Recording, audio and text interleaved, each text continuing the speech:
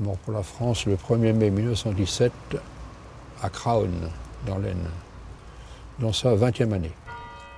Une génération sacrifiée dont il ne reste que quelques tombes anciennes et des dizaines de croix blanches, anonymes ou non.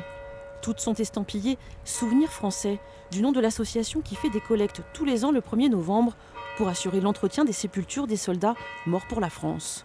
Mais aujourd'hui, certaines tombes posent problème. On peut éventuellement les rénover, par contre, c'est difficile de les déplacer compte tenu que les corps risquent d'être encore dans l'eau. Parce que dessous, il y a une nappe phréatique. Il y a une nappe phréatique qui remonte, et donc, et c'est valable pour tout le cimetière, ce cimetière-là.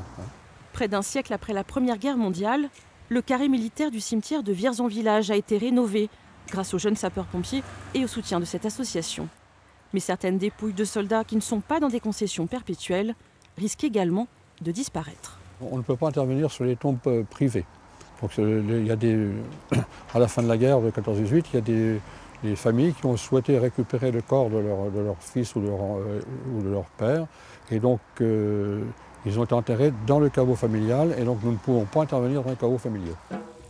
Entretenir les sépultures, répertorier les noms des soldats au-delà des cimetières, un inventaire historique important pour que les horreurs de la guerre ne tombent pas dans l'oubli.